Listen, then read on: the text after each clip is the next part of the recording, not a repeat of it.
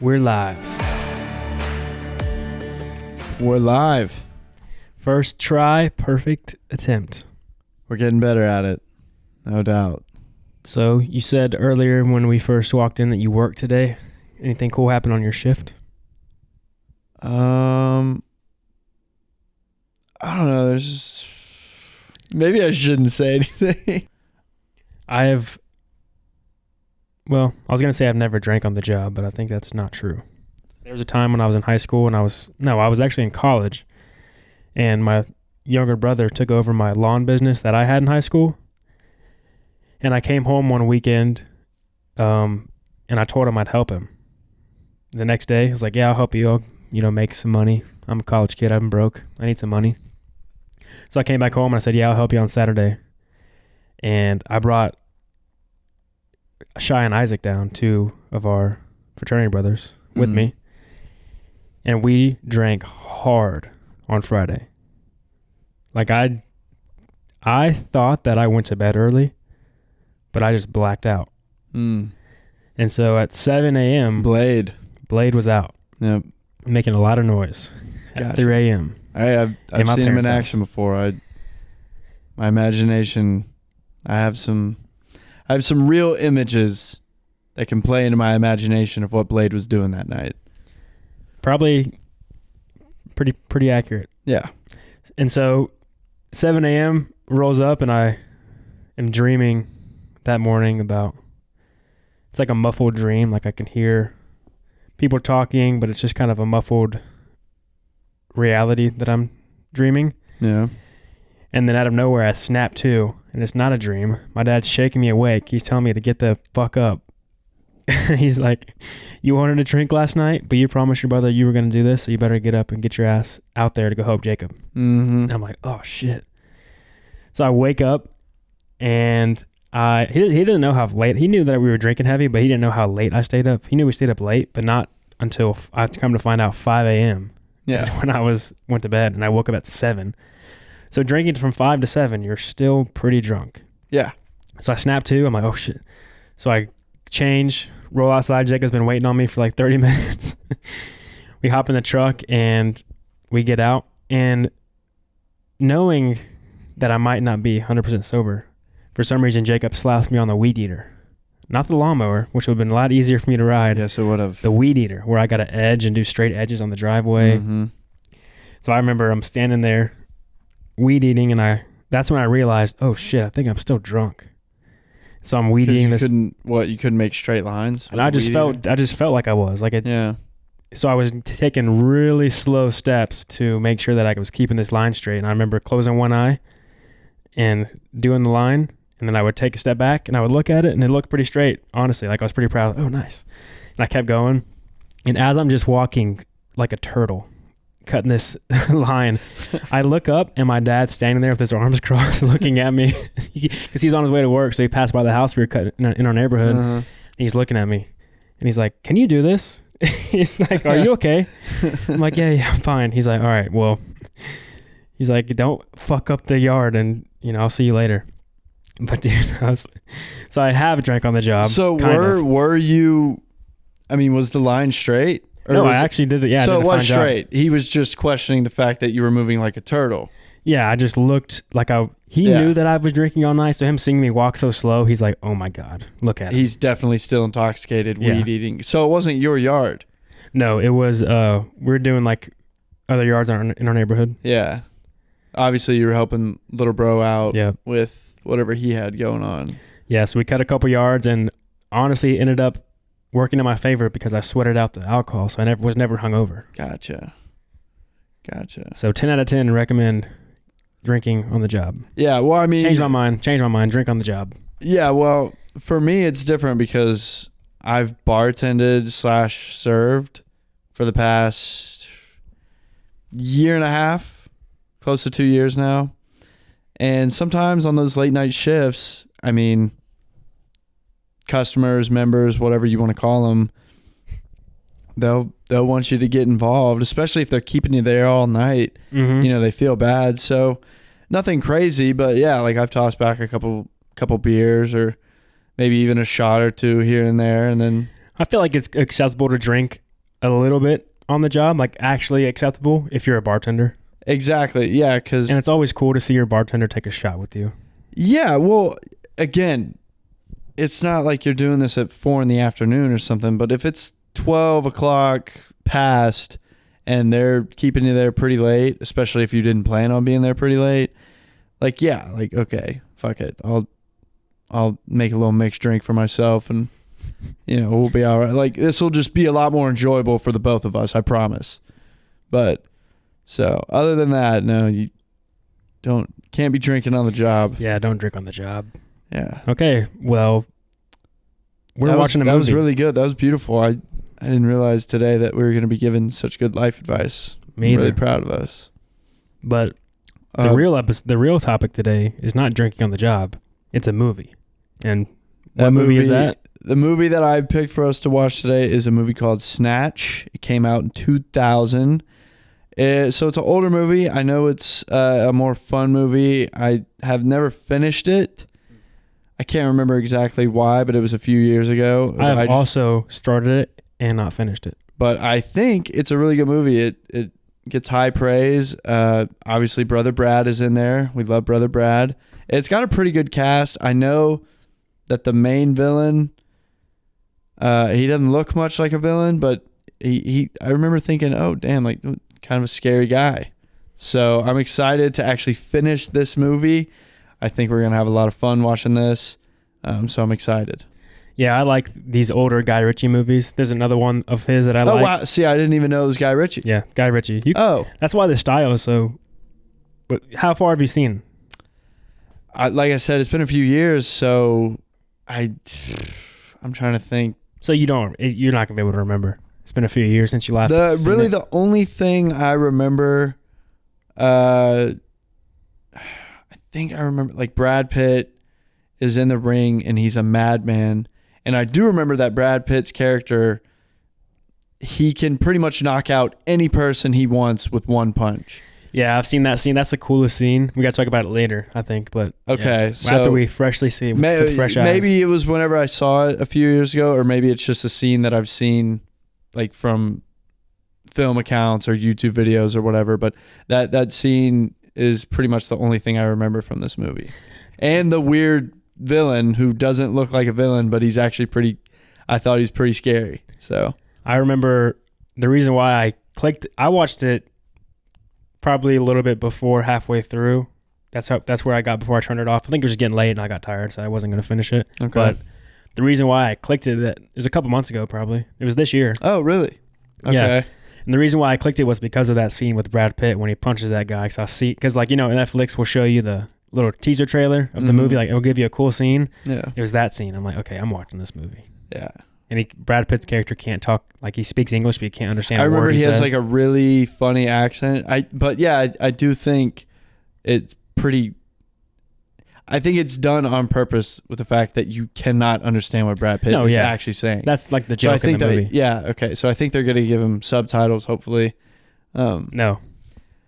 Or hopefully not, because, I mean, we really have to die on this hill now. We have stated that if they can speak English, it doesn't matter what accent it's in, we don't want the subtitles. I'll tell you what, though.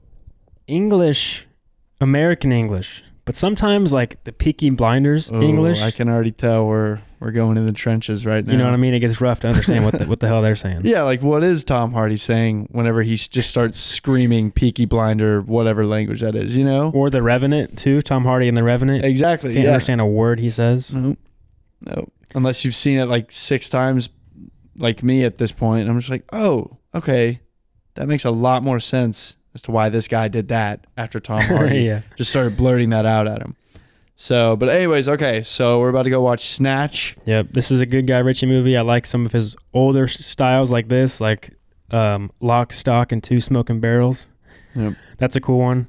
When we eventually do the like anthology series I was talking about, where we watch all of the filmmakers thing, Guy Ritchie should definitely be one of the ones that we do in the top, because he's got some cool old school movies, and he's an iconic filmmaker that has his own style, which is what I love. I love filmmakers who have their own style, like Guy Ritchie, Wes Anderson, Tarantino.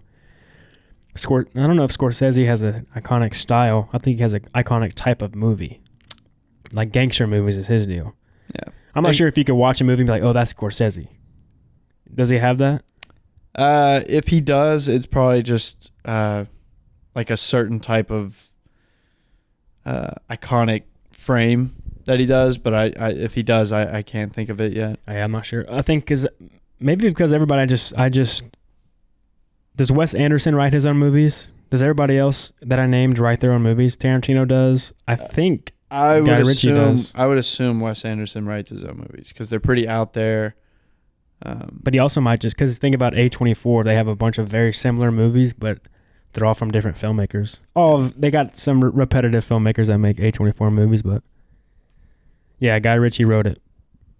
He wrote Snatch? Yep. Okay, cool. So he's a writer-director. There we go. Yep. All right. Let's go put it on. Let's go put it on. All right.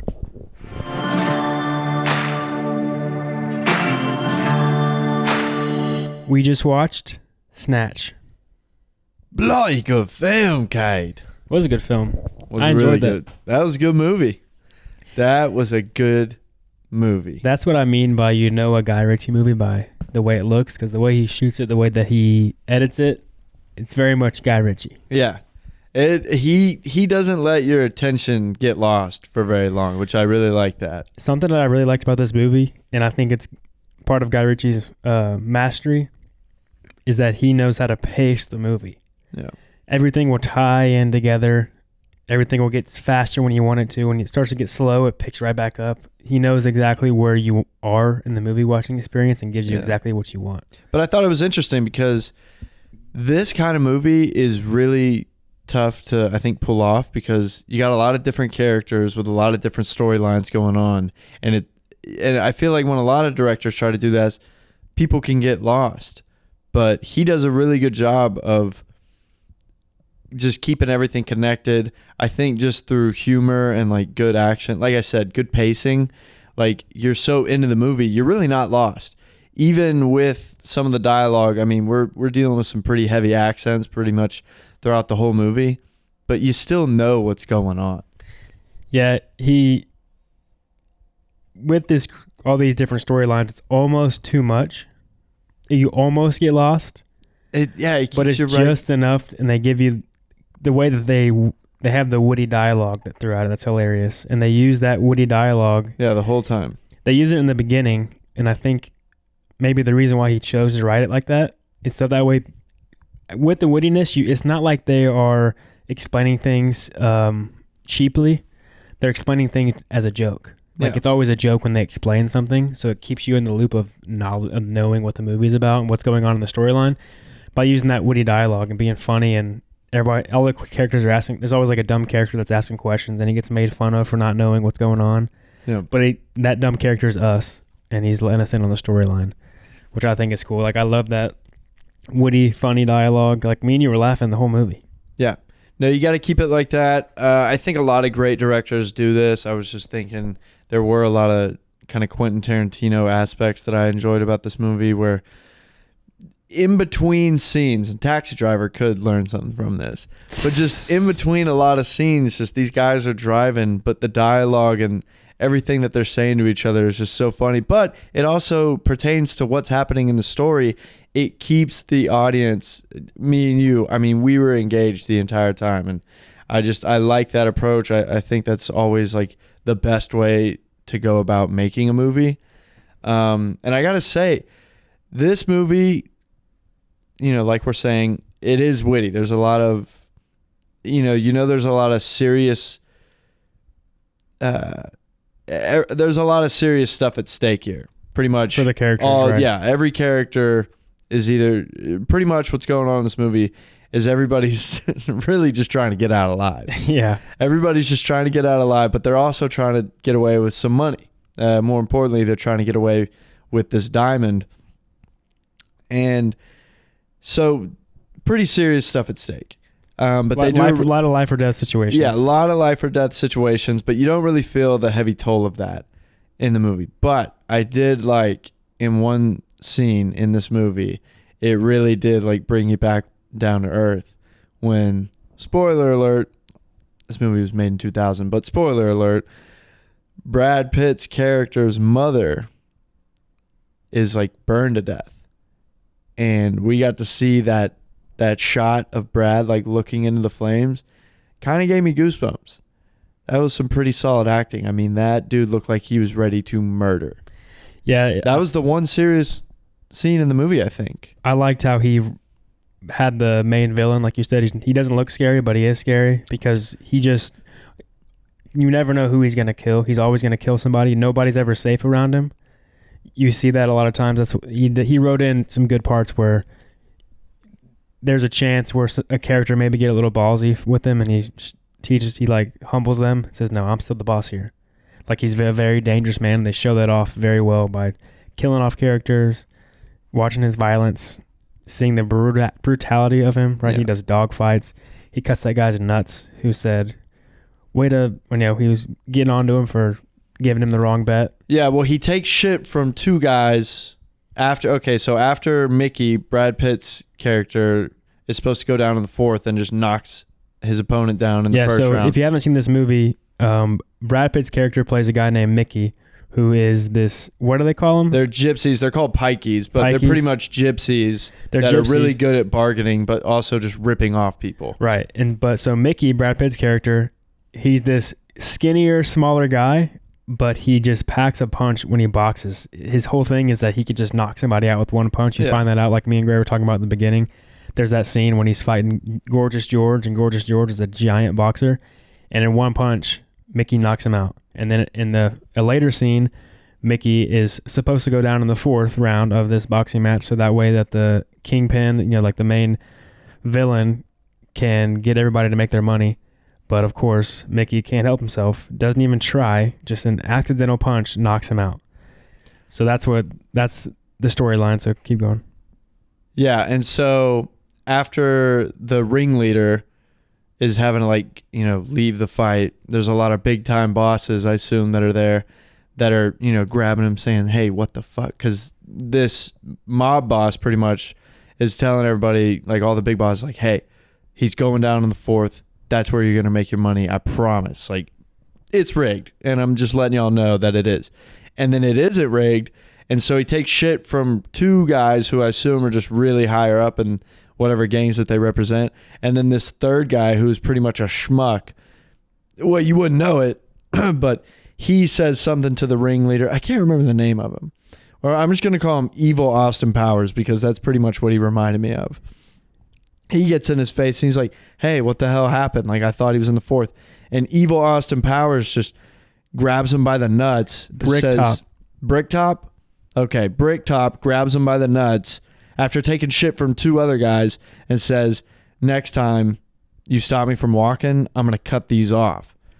And he gives him a nice little, he does actually cut him, but he doesn't cut him off, I don't think. No, he doesn't cut him off, just give him a little slice. Yeah. That's smart writing, though. I think that's a good lesson to learn, I think, from Guy Ritchie writing that scene, because he wants to show that the main villain has people pulling him. He's answers to people. There's some people that are more powerful than him that he's even scared of. Yeah. But you don't want to take away how scary he is to the rest of the characters that are in this movie, because the two characters that he answers to aren't in the movie. They're in his storyline, but we're not watching his storyline, right? Mm-hmm. We're watching the three other guys' storylines. He's just the villain of our characters that we're watching in this movie. So you don't want to take away his authority. So you had to show him getting shit, just to show that he also has something to risk. He's scared of some things, but you don't want us to believe that he's a bitch. So he then shows somebody that is lower than him to show just how powerful he is. So that's a good way that he didn't take away from the authority that he holds over the movie. Yeah. Yeah, I'm trying to think. What do you feel about that intro scene with the transitions? I thought it was kind of like an old school homage to just action movies, kind of. Because are you talking about when they first rob? Yeah, when they first get the stone. Yeah, when Benicio del Toro robs the Jewish diamond store. Yeah, I remember first seeing that, and I was like, oh no. Okay, we're going for kind of a blood sport type action movie.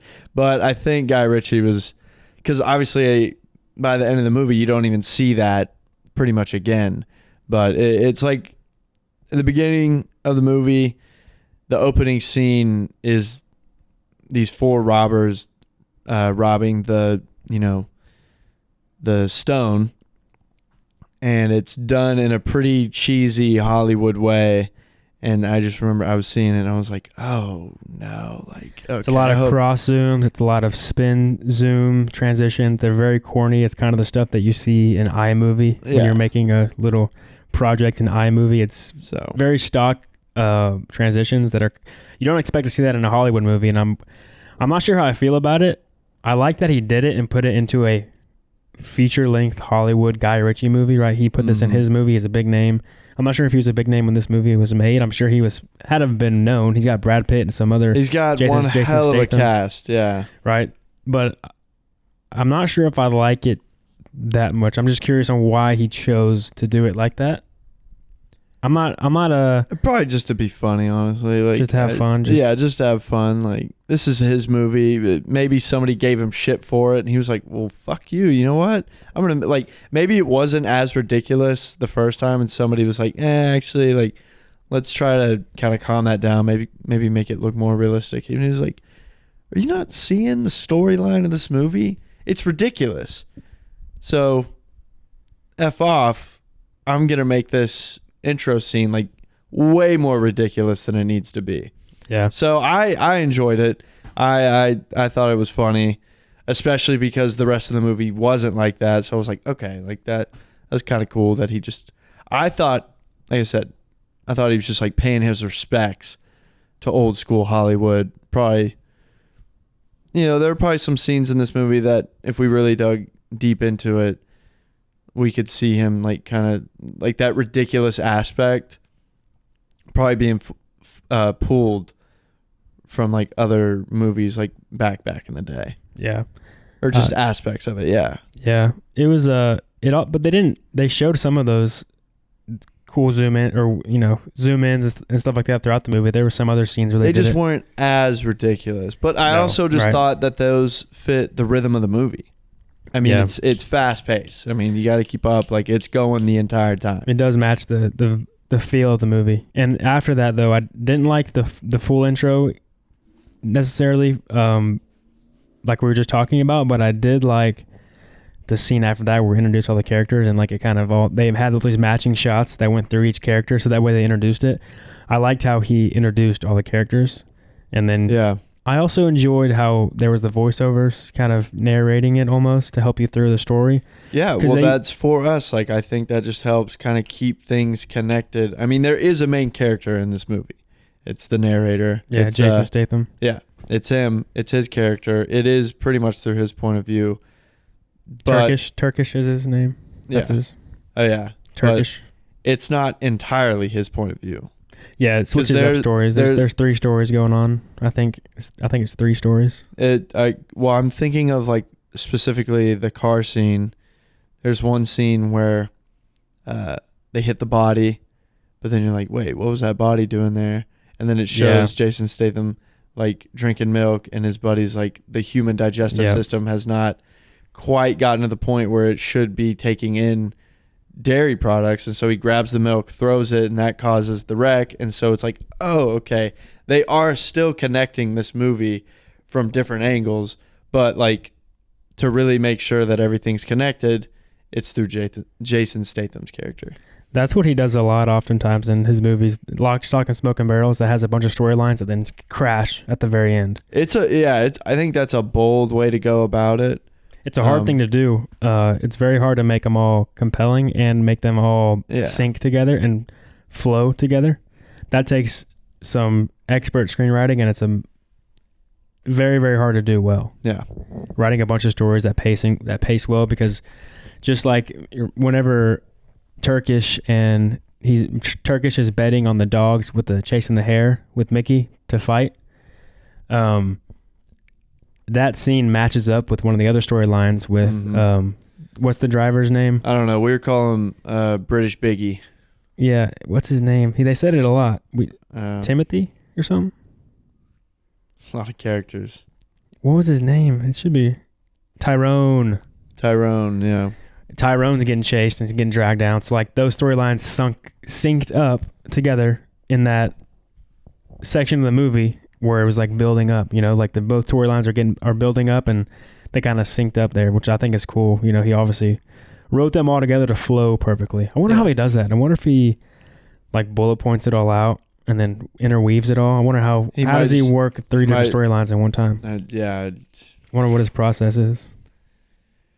I don't know. I mean, I couldn't even begin to think about it. I mean, I've never even tried to do something like that. I would assume that you can build 3 different storylines and you have to just think of certain points where they are going to meet up, and then everything in between that as far as intersecting, like you said with the dog chasing the rabbit and was it Tyrone like getting chased by the other guys, that's something that like along the lines you're just like, oh wait, there we go, I could make that happen. I could like kind of interweave those scenes together. One thing that I did like about the rabbit getting chased by the dog scene, I think I picked up on this because you have to understand these are the pikeys that we're talking about. They're notorious for pretty much always coming out on top of any bet that they make. And so I think something that I picked up on in that scene is that they have I think they had 4 dogs, right? And there's only one rabbit. And so whatever Turkish makes the bet on, and like they were going to release those dogs to get that job done. Mm-hmm. So because Turkish bet on the rabbit getting properly fucked, as they put in the movie, I bet the pikeys released like the 2 dogs that they knew weren't going to catch that rabbit. Probably the pikeys never lost except for the mom. They lost their mom. They did lose mom. Yep. But the Pikey, you're right though. The Pikeys, they never lost a bet. Yeah, and like Turkish says at the end of the movie, the whole time, Mickey and the Pikeys, like they were just placing bets on Mickey the entire time, so they weren't losing any of the fights. That's why he wasn't getting knocked out. Right, yeah. So a lot of genius in this movie. I was a huge fan. I cannot believe I did not finish this movie a few years ago. I don't know what could have happened because the entire time we watched that tonight, I was dialed in. Yeah, it's a really fun movie. It's very engaging. It's paced well, I think. It's got a fun storyline. I think like I was saying earlier, the witty dialogue is what kind of keeps you into the movie. You're laughing. It's funny. They're always making fun of each other. It's that fun London accent. Yeah. I like that accent. Yeah. That gangster, like ghetto London accent's my favorite. Can we also address, I think, now that I'm thinking about it, I think this is the first movie that we've watched where there was no love story in it at all, which is something just totally different. Sisu. Yeah, but even then, like I think he's like hurt that his like wife and like daughter like were killed or something like that. There's absolutely no family relationship. There's 2 hot daughter twins. Yeah, there's no real love. There's no girl like getting in between. This is just gangsters just getting after. Yeah, they're just trying to get a diamond. Pretty much, they're all just trying to make the money, which I think is bold because that's rare in most movies. So I like that. Well, I don't even think you could interweave a love story into that movie. There's too much going on. How could you? Yeah, you couldn't. But just the angle of like whenever I bet when he first wrote that, he was like, we're gonna do something different. No love story, nothing. So no romance. I mean, there is no romance in this movie. I like Mickey. Mickey's character is so cool. Brad Pitt's character. The coolest. Because I love an underdog that is an absolute badass. Yeah. He's an underdog for no reason, only because he's only an underdog because he's unknown. Yeah. But at the same time, he knows that he's not an underdog. So that's also. But he plays it like he is a little bit. Or he doesn't even play it like he is. He just doesn't look like he doesn't look like he can. Probably looks like he can fight, but against the competition that he fights, he's going to lose. I wouldn't bet on him if he's fighting Gorgeous George. Nope. Nobody would. One punch, though. Those tattoos. Brad Pitt. Brother Brad. Just always coming out on top, man. Yeah, when is he ever not on top? Curious Case of Benjamin Buttons. Yeah. I've never seen that movie. I have. It's pretty sad. But Is it really? Yeah, dude. I mean, I guess not. Like, I mean, it's just a story about life and death, like, at the end of it. I mean, his is just in reverse, but spoiler, like, he dies. But, no, great movie. The cast. And, dude, wait, what's his name? The gambler, you said his name, and I know Benicio del Toro. Benicio del Toro. He doesn't last too long in this movie. No, he didn't play a big part at all. I was pretty surprised by that because they're showing him rob the bank. They're showing him with like this crippling gambling addiction that I just think is somehow going to play like a big role. And then he doesn't even make it to the fight. Yeah, did his gambling problem ever? Nope. It's just something that brought the American that had sent him to like do the job. Like, I guess it brought him down, and that played a big role. But interesting. As far as for him, like, he didn't even make it to the fight to bet. Tough way to go out for that guy. Yeah, I feel like if you're gonna have those two scenes with Benicio del Toro, whenever he's talking about, every time he hears gambling, he gets a flashback of him in Vegas with pictures, like freeze frames of him. You think that that's gonna play a big role? That's a big jump out in the movie. Yeah. And I think he probably should have shown that. Something should have probably came of that, I think, to show it. Like, if you're gonna write a story and you're gonna show it like that, you should probably have something come of it. No.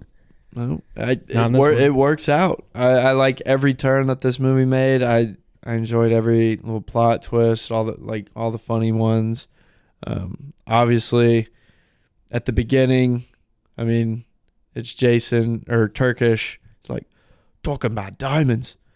Now, why the fuck am I talking about diamonds? I don't know anything about diamonds. Yep. And then at the end of the movie, it's like, well, I'll be damned. So, big fan of this one. It's a good one. There's a technique in there that I enjoyed, that I noticed that he does well in this movie, especially in a big scene, like when something's about to happen. Like in the scene I'm talking about is whenever he throws the milk out, they hit the person, like all three stories collide in this one alleyway road. They're talking very slowly. They're not talking fast-paced worried. They're just like, what the fuck are you talking about? And they're joking back and forth. They're just kind of like dragging on their little conversation. Yeah. But underneath it, they have like fast music, high beats music. And it's just like building. So you kind of feel anxious because they're not acknowledging and not acting as if there's high speed music underneath it. Yeah. So you feel a little anxious, like something's going to happen, and something does happen. So like, that payoff's a little better. Why are we talking about milk? What's going on here? You know? Yeah, they're talking about nothing. Like, obviously something is about to occur because this is the first time in the movie where they're not talking about either making money or getting the diamond. So I didn't totally catch up on that. I just thought it was another way to like kind of, I thought it was just funny. Yeah. And maybe a little educational. I was like, oh, wow, I wonder if that's true. Like, should we really not be drinking milk? I had 2 glasses this morning.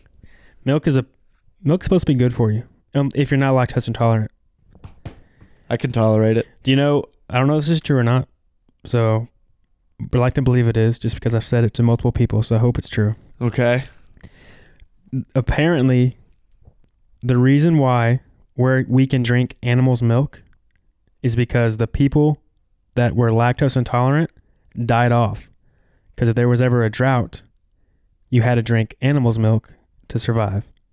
So those that couldn't drink it and were intolerant to it died. So that gene just stayed in humans because it helped them survive. It was a survival gene. Evolution. Makes sense. Is it true?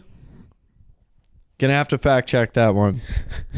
Gonna have to check that. Cool. I mean, I'm sure some scientist out there would love to agree with you. Or disagree heavily. Yeah. So, made in 2000. Crime comedy. Yeah, definitely was a comedy. Let's see the Rotten Tomatoes score. 74 critics, 93 audience. Yeah, I was about to say, I can't really see anybody hating on this one.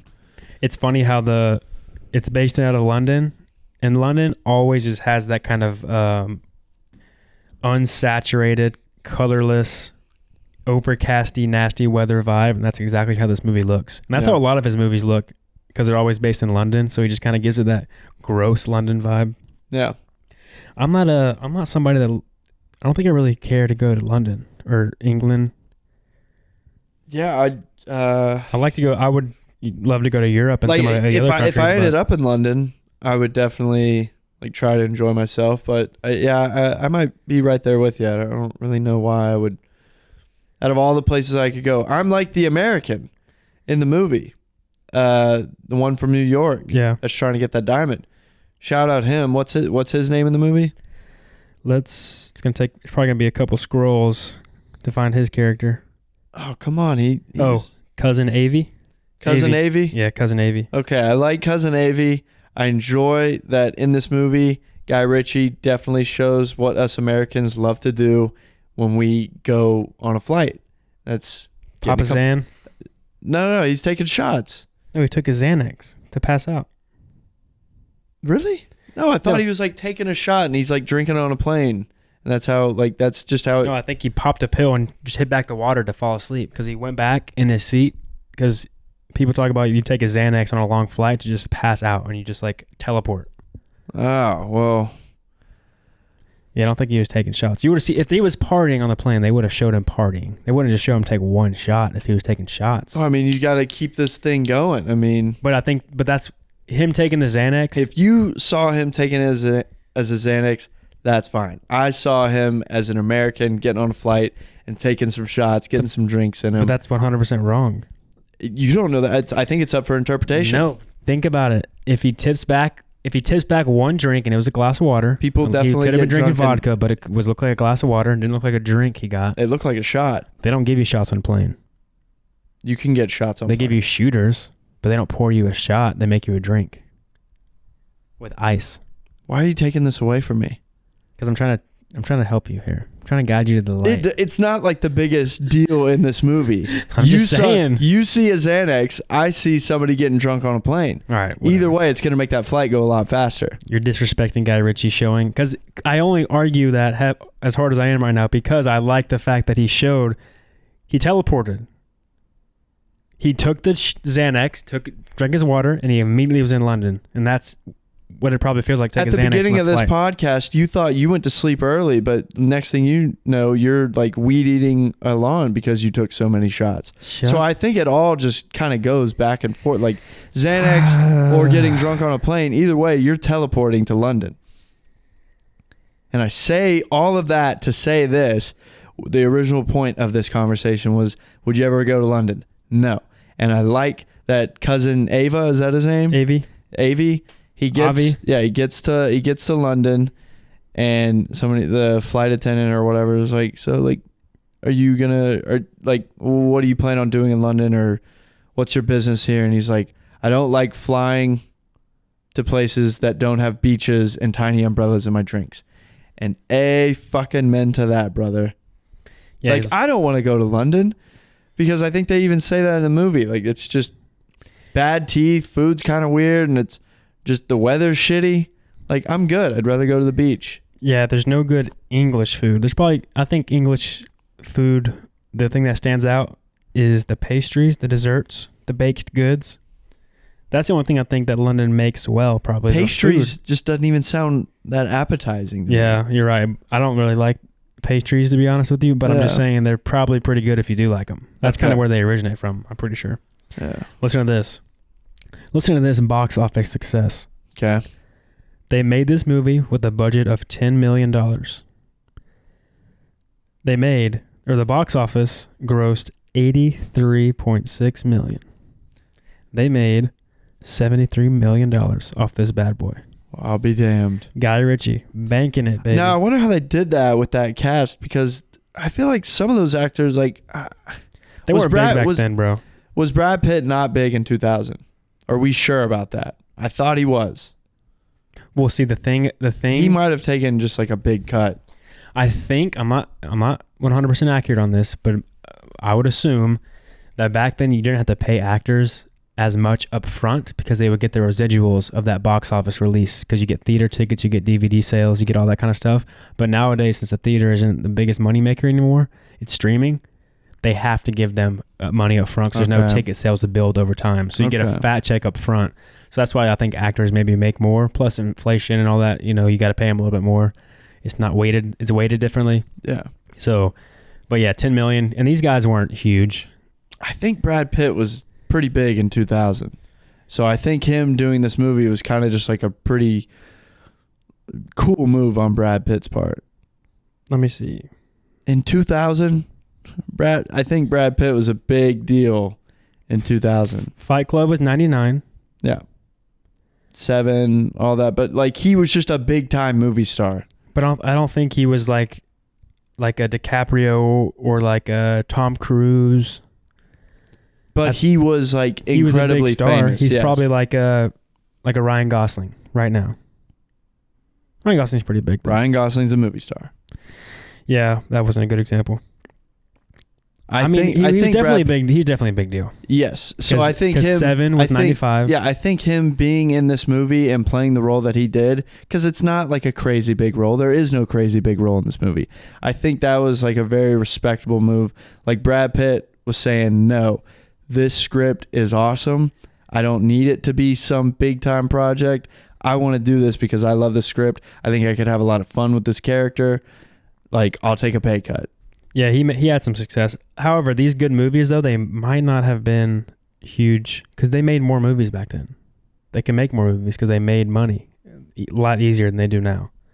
But again, I'm sure he got let's see, 10 million. They made it for 10 million, dude. Yeah. He didn't. Well, he could have. I was gonna say he didn't make 10% of the budget, but we all know that Matt Damon made a third of the budget. So, yeah. But no, with that being said, I mean, there's a lot of. Again, I know not all of them are as big as they are today. Like, I don't think Jason Statham was that big yet. Yeah. Not yet. I think... He wasn't Fast and Furious 27 big. Yeah. Yeah.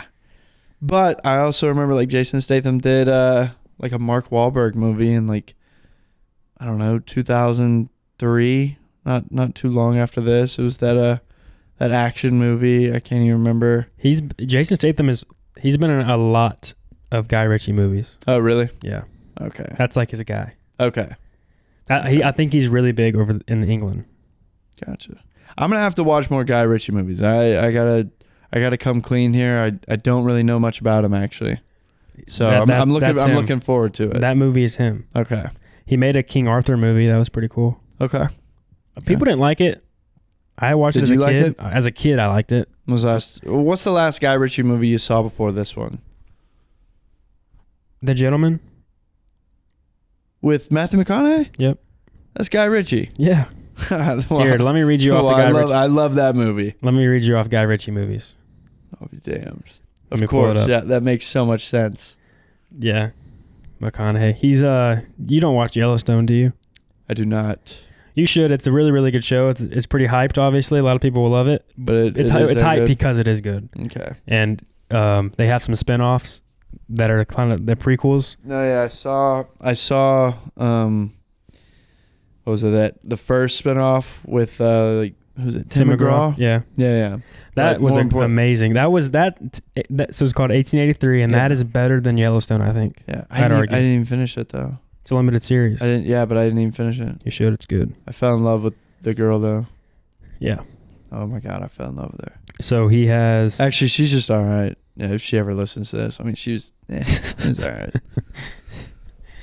Okay, Guy Ritchie movies. He's got The Covenant, which I requested today, but we'll watch that later. That's Guy Ritchie. I don't feel like that's going to be like this movie, though. It's an I'm very interested to see how Guy Ritchie, a guy from England, makes an American War movie. Yes, it's interesting. I'm not gonna lie. My roommate watched it. Shy. He liked it? He did not like it. Oh, my dad liked it. Okay. So we should see. Okay. Yeah. My dad said, "Dude, that movie's so good." Yeah. So I'm curious. Yeah. All right. So The Covenant, obviously, The Gentleman. We have mixed reviews. Yeah. Snatch. No way. Okay, I haven't seen this movie, but I really have been wanting to. I don't know why I haven't seen it yet. Wrath of Man. I've not heard of this. Really? No. When did it come out? 2021. Okay. It's supposed to be like a really badass action movie with Jason Statham. But that was by Guy Ritchie. I did not know that. Lock, Stock, and Two Smoking Barrels. The Sherlock Holmes movies with Robert Downey Jr. Oh, he did those. Okay. Yep. Those are good movies. Never seen them. That King Arthur movie I was talking about. He did The Man from U.N.C.L.E. Well, I That's the one with haven't seen any of these. Henry Cavill. Okay. Superman. Yeah. He directed the new Aladdin, the live action Aladdin With Will Smith. Yeah, I watched that with my mom. I like that movie. I liked it too. Yeah. Will Smith was a good Aladdin. He caught me off guard. Yeah, those are the ones you know. Okay. All right. I got some research to do. Yeah, I might pick Wrath of Man here in the next few episodes because I haven't seen it, but it's supposed to be really good. Let's see what the Rotten Tomatoes talks about. Yeah. Also, shout out 90 audience. Okay. There we go.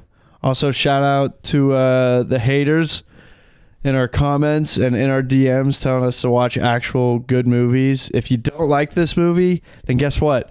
If I really didn't give a damn about what you said in the first place, which believe me, I didn't, I'm definitely not going to now.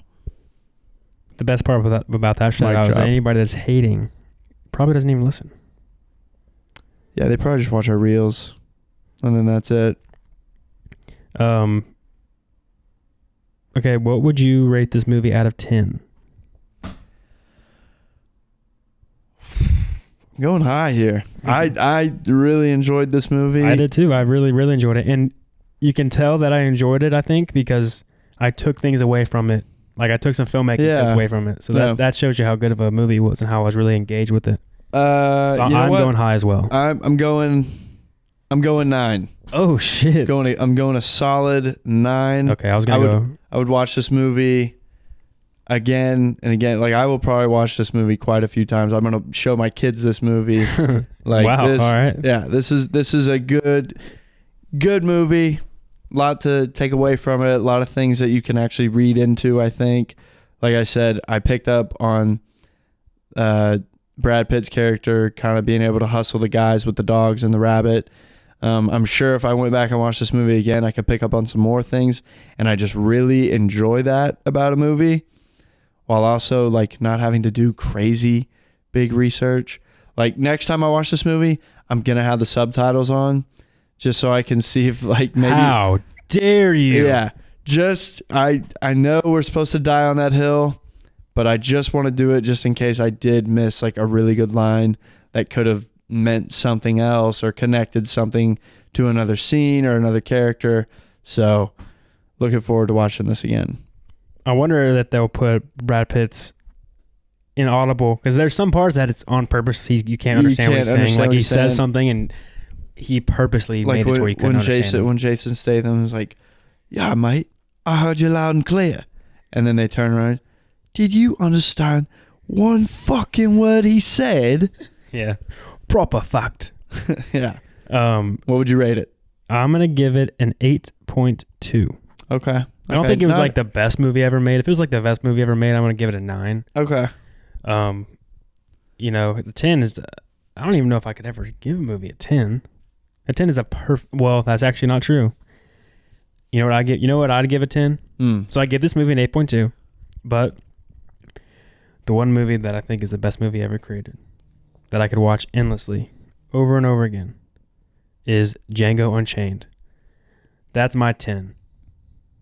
I was gonna guess it, considering the fact that we got it hanging right there. Yeah, right in front of us is a Django Unchained poster, next to a John Wick poster and a Baby Driver poster. I'm going to change Baby Driver out for, I think, Knives Out. Knives Out's my... that one's close to a 10, too. Wow, really? Yeah, I love Knives Out. Oh, wow. Wow, disagree with you on that one. You didn't like Knives Out? I predicted the ending, like, pretty much immediately, and then I was right. So I was a little let down by the fact that I literally knew who the bad guy was, and then found out he was the bad guy all along. I love the writing of that movie, the way that the dialogue is, the way they land the jokes, the way they go sprinkling things, all the details throughout. I did enjoy that, but if it's a murder mystery, I want to be wrong every time. And I just remember, maybe you got lucky. Really, it didn't seem like they hit it that well. Chris Evans' character was just a total douchebag, and they pretty much nailed that from the jump. And I was like, oh well, you know, it's probably him if I were a guessing man. Yeah, but the amazing thing about it is that it's a murder mystery, and you find out the murder in the beginning of the movie. You see the scene. You never do that. Then that's not how a murder mystery works. You don't see the murder in the first 30 minutes of the movie. Really? Yeah. Okay, maybe not the murder itself, but you definitely okay. I get that, but I don't know. I wouldn't rate it close to a 10. I enjoyed this movie much more than that movie, and I've enjoyed more murder mystery movies more than that movie. What other murder mysteries have you watched? So I saw one in theaters a couple years ago. Glass Onion. No. That's the Knives Out sequel. That's the sequel. I didn't even see the sequel. It's pretty good. Not as good as the first one, obviously, but it's still a pretty good movie. Oh, so what? That's probably a 4 to me. Shut the fuck up. No, I saw this one. It's Death on the Nile. Saw that with me, Madre. That's the sequel to Oriental Express, correct? What? If it is, I don't know. I think it is. Because that's a very similar aspect to the whole, I think the Death on the Nile, it follows the same detective or whatever. It's, and then the first you one. know what? It might have. Yeah, I think I remember, figuring that out, after we watched it. That was good. I watched it with mi madre, and the whole time, we thought we were nailing down the character that was the killer. And I just, that's a fun movie. If I'm watching, a murder mystery like that, I want us to keep guessing. But then by the end of the movie, if you were to go back and see at the beginning, you're like, oh, that's what gave it away. That's a good mystery. I got to watch it. I have not seen it. It's fun. You know what? That's a good date night movie. All right. It's a good date night movie. I'll put it in the books. Yep. You know what's funny? For you and Mercedes, not me and you, but you and Mercedes, that's a good date night movie. Maybe I could find a nice, pretty gal somewhere around, and maybe make it a double date. All right. But I already know how the movie ends, so actually it wouldn't be that good. No, it makes it better. Probably not for you, because I'm just gonna blurt out who the killer is, because I'm bad at that kind of thing. I would absolutely be like, I would hear you and Mercedes talking about who you think it is. I'd be like, Kade, you fucking idiot! It's obviously so and so. So no, we can't watch that movie. Fun fact about Guy Ritchie: he has his own brand of grills. Guy Ritchie owns a grilling company. Oh, see, I was thinking more like Paul Wall grills. No. Cooking grill. Smile for me, Dad. What you looking at? I want to see you grill. You want to see my what? Paul Wall. H-Town. The Hold People's it down. Champ. Yeah. Hold on. Sorry. Wow. You just got me. That was a fun fact. I had a lot of fun right there. So he owns his own he has his own grill company. Nice. He makes these grills because he talks about how he loves to grill meat and share. Well, that makes sense. Think about The Gentleman. I feel like I bet those were all his grills in those movies when they were making steaks and stuff. So I don't know. I don't remember the grills in The Gentleman, but so it's not like a grill that you have the one that you lift the top. It's a grill table. So it's he invented, I don't know I'm sure he worked with a fucking company that knows how to do this stuff, but he thought of the idea, I'm pretty sure, of a grill. It's a giant table. In the middle of the table is a grill. So it's kind of like Korean barbecue. Yeah. Essentially like the Korean barbecue, but damn it. What? He just made a Korean barbecue table. I thought he had invented some cool thing, but it's literally just a Korean barbecue table. Now that you're really thinking about it, I just connected the two dots, putting the pieces together. I didn't even realize what Korean barbecue was until recently. Dude, Kade, I'm sorry. It's still cool. I swear it's still cool. But thank you. Maybe the Koreans stole it from Guy. Oh. So it's here, I'll show you. I've seen it because I've had Korean barbecue. So, but this one's cooler. It's got because it's Guy Ritchie. Yeah. What are they called? That is it in The Gentleman. Yeah. Yeah. That's his grill. So it's got the cool table in the center is the... Because I remember seeing the movie, I was like, damn. Korean barbecue. So that's really literally dope that his they're doing grill. that. Yeah. That's his grill, which is pretty cool. You don't think of a filmmaker being a guy that likes to grill out. You know, you don't hear about filmmakers. You think filmmaker, you think nerdy ass, like... In a dark room, and that's pretty much all they preppy, do. maybe, like... No, dude, these people live. I bet Guy Ritchie has grilled some cool shit in cool places. You can't make badass movies without being a little bit of a badass. Yeah, absolutely. Well, there's a guy. Well, I don't know him obviously, but this guy, his name is Robert Greene. He's a guy that wrote the book like 48 Laws of Power, and a bunch of other like deceptive like power. Wait, is that the one that I have in my room right now? The orange one, the 48 Laws of Power. Wait, did I give that to you? Yeah. When? Like a long time ago. I mean, not that long ago. Like probably a couple months ago. Were we drinking? No. What? Have you read it? What? I don't remember giving it to you. I mean, you did. I know, obviously. I did not Yes, take that is 48 Laws of Power, although I don't know. I know you didn't take it. I definitely gave it to you. I just don't remember why. Were you like interested in reading it? I remember just picking it up, and I think I was reading like the summary or whatever, like on the back, and you were like, "Oh yeah, like there's a lot of like cool stuff you could learn," and you were like telling me some stuff you learned, and then you were just like, "Yeah, like you didn't give it to me. I'll give it back, but right, like you lent it to me." Yeah, but no, because we got a lot of other books to read.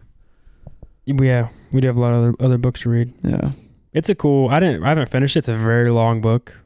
Yeah. It's a kind of a tough read a little bit because you hear it gives you the backstories of these old kings and the deception that they had to use to gain power and how they gained power, and these like world leaders and stuff. Well, that doesn't sound too boring.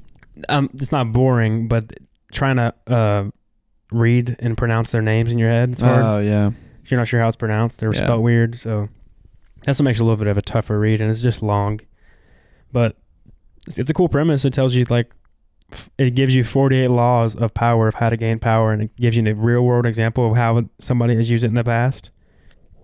And then I guess it explains it. I've only read I only got through a couple chapters before I switched to another book. I think story came in. That's why I switched. That's why I stopped reading it. Yeah. But, yeah. I had to take a break from all the nonfiction and the how-tos and like the advice books. I'm finally just reading like a good old fiction book. What nonfictions were you reading? I'm reading The Price of Tomorrow. It's a book my brother gave to me. What is that one about? It's about cryptocurrency. It's no. I specifically told him I did not want to read anything about crypto. But it does have to do with the economy and how, oh man, it's been so long since I picked it up. I did not finish it. Suck it, Johnny. Yeah, sorry, Johnny. Actually, I was texting about it today, like with him. He was like, "Did you finish The Price is Right or The Price of Tomorrow?" I was like, No. But I did. I finished the Stephen King How to Write. I finished that. Mm-hmm. What else? There was another book in between that I had finished. Obviously, I had a lot of college textbooks like during the semester. Fuck that. Yeah, but I actually had to read those. Impressive. I had to write papers and like learn like laws and like learn how to write the papers. Like there was a lot of reading. You should have learned how to use Chat GPT. No, they cracked down on it. How? They just did. I remember people were getting in trouble. Yeah, I think you can use like AI to make it to where they know it's AI written. Yeah, somehow. But either way, bro, there's a way you can just have that and just rewrite it word for word. Right? I remember I was like, who was I talking with this about? But I told them like, yeah, they cracked down on Chat GPT. I think it was one of my buddies from back home. Actually, now I remember exactly who it is. It's my brother's roommate who is definitely listening to this right now.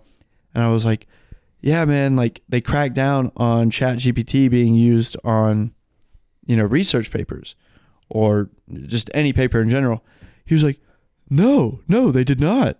I was like, Yeah, no, they did. Like, because people have been getting like in trouble. He was like, no, dude, if you just go into Chat GPT and tell Chat GPT to write the paper without the university being able to detect your paper, that's how you get by the system. And I was just like, well, my God, Isaac, if anybody could have just thought to do that. He was like, I swear, like, it'll work. And I was like, well, guess what, pal? I already graduated college and I didn't use it. So I'm not your guinea pig here. It is truly spectacular to use. I use it for work sometimes. Yeah. And like today, for instance, I used it. And I had to post one of our podcast episodes, like our private podcast episode, and I have to write a description for it and then upload it to our, private course. Yeah. And usually I sit there and listen to, him talk during the podcast, and then I just kind of like remember what he said and just try to like write like a short description. And I have to write it in the style that he talks, and I have to make it like a motivational style kind of thing. So sometimes it takes me a little bit of time to craft this story to make it like good. Yeah. And it's usually it's not long. It's like 5 to 7 sentences I do, quick little thing. Yeah. And then what I did to save myself time of thinking about it, I just went into Premiere Pro that I edited it off of. I transcribed his audio. So now his audio turned to text, copied all of his text, put it into Chat GPT. I said, can you please, this is a transcript from a podcast episode. Can you please turn this into a short motivational blog post? It did it, and it was long. I said, now can you make this 5 to 7 sentences? I copied and pasted that, put it in there, and I formatted it correctly, changed a little bit of it, and I was done. Hardcore. Sounded just like how I would write it. There you go. It was amazing. There you go. Shout out Chat GPT. The future is here. I love the future. All right, so I gave it an 8.2. You gave it a fucking 9. I gave it a solid 9, and I stand by it. I don't regret it. I enjoyed the fuck out of this movie. That's why it gets a 9. If I enjoy the F-U-C-K out of a movie like this, it's definitely going to get an 8.5 or higher. Yeah. I'll rate them a 10 if I think they're a 10. I'll tell you what. I'll do it. Do you have a 10? True Romance, Django. Honestly, like all like Quentin Tarantino movies, Django, True Romance, and Inglourious Basterds, not necessarily in that order, but those are 10s. Those are 10s. Inglourious Basterds is a hard one to beat too. I just think those are some of the most perfect, well shot. Everything about those movies is just the best. As long as I know